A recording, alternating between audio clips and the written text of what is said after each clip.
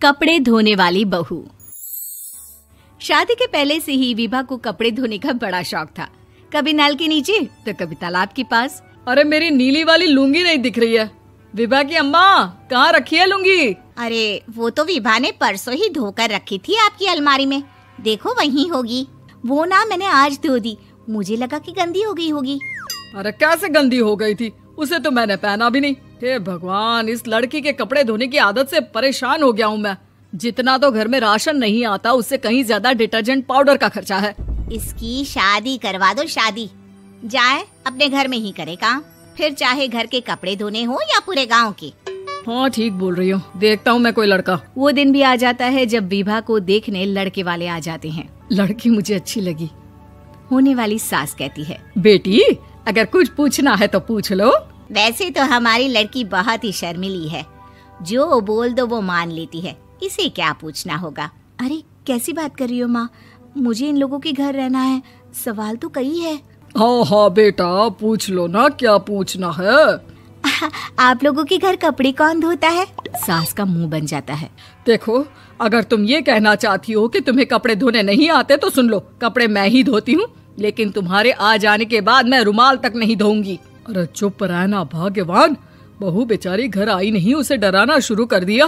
वो क्या है ना बिटिया, अभी तक तो ये कल्लू की माँ ही धोती थी, लेकिन अब तुम्हारे पापा तो दहेज में वॉशिंग मशीन देंगे ही। तभी विभा की माँ बोल पड़ती है, सवाल भी पूछा तो क्या। वैसे भाई साहब, मशीन की तो फिर भी कपड़े धोने की कैपेसिटी होती है। मतलब जो बिटिया दे रहे हैं ना विभा, इसे कपड़े धोने का बहुत शौक है। ये आप लोगों के क्या, आस पड़ोस गांव मोहल्ले सबके कपड़े धो दे और उफ तक ना करे। बाहर देखा नहीं आपने कितने कपड़े सूख रहे हैं?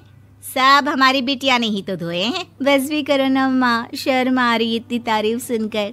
और तो और एक दाग निकाल कर दिखाओ तो मान जाऊं। हाँ अच्छा अच्छा, माफ करना बेटा, मैंने गलत समझा। हमें तो रिश्ता बहुत पसंद है। और ऐसे जुड़ जाता है रिश्ता कपड़े धोने का शौक रखने वाली विभा का। उसकी शादी हो जाती है कोयला फैक्ट्री में काम करने वाले कल्लू के साथ। शादी के बाद अचानक विभा चिल्लाती हुई सास के पास आती है। सासू माँ, अरे सासू माँ कहाँ है आप? ये तो धोखा है, धोखा दिया आप लोगों ने मुझे। इसे ससुर के चक्कर के बारे में पता चल गया। अरे तो उसमें तुझे क्यों धोखा मिला है? अरे नल में पानी नहीं आता, कपड़े कैसे कब धुलेंगे? अच्छा अच्छा, तू पानी नहीं आ रहा उसकी बात कर रही है। तो आपने क्या सोचा? कुछ नहीं। अच्छा, तेरी माँ ने कहा था कि कपड़े धोने का शौक है तुझे, याद आया मुझे। शौक शौक बोलकर कपड़े धोने वाले मेरे जुनून को कम ना आके सासू माँ, कपड़ा धोना मेरा गुरूर है।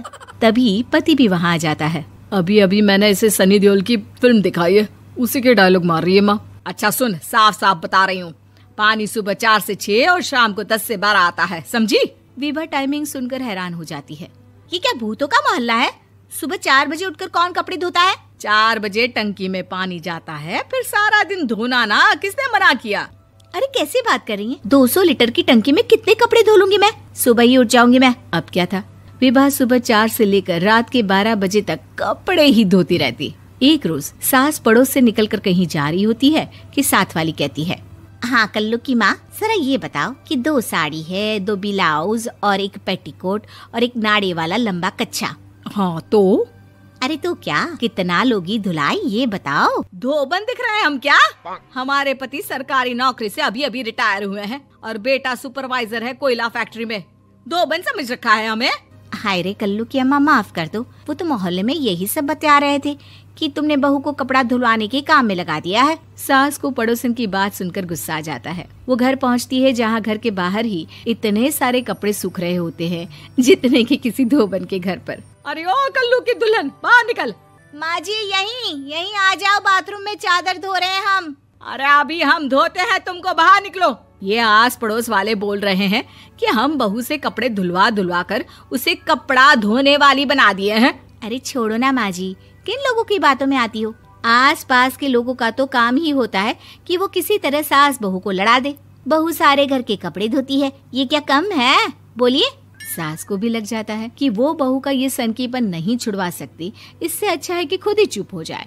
एक रोज सास और बहू मंदिर जाते हैं, जहाँ सास की साड़ी वहाँ खड़ी भीख मांगने वाली से मिलती है। माँ जी क्या बात है, आपकी साड़ी उस भिखारन से कितनी मिल रही है ना? हाँ हाँ देखो तो, दोनों की साड़ी मिल रही है। क्या बात है कल्लू की अम्मा, तुम खुद को तो अफसर की बीवी बताती हो और ऐसी सिंपल सी प्लेन साड़ी पहनकर घूमती हो। सिंपल और प्लेन नहीं है ये साड़ी। तो क्या सोने के धागे से फूल बने हैं? कुछ भी सासू माँ, कुछ भी। हाँ बने थे इस साड़ी में सोने के धागे से फूल। मेरे पति लेकर आए थे मद्रास से स्पेशली मेरे लिए 10,000 की। ताहे भाई साहब इस भिखारन के लिए भी सेम टू सेम साड़ी लेकर आए होंगे 10,000 की। सास उस वक्त तो कुछ नहीं कहती, लेकिन बहू के साथ घर आती है और अलमारी से एल्बम निकाल कर लाती है। ये साड़ी देख रही है, ये वही साड़ी है जिसे मैंने अभी पहना था। इस साड़ी में ये जो चमकदार फूल दिख रहे हैं ना, ये सोने के धागों से काढ़े गए हैं। लेकिन तू लोकल वॉशिंग मशीन ब्रश से घिस घिस कर सारे फूलों को निकाल कर साड़ी प्लेन कर दी। मुझे माफ कर दीजिए सासू माँ। और तो और, जब मैंने तुझे तेरी गलती के लिए कुछ नहीं कहा, लेकिन तूने तो सबके सामने मेरा मजाक ही बना दिया। क्यों? बहू को समझ में आ जाता है कि अब से उसका कपड़े धोना बंद।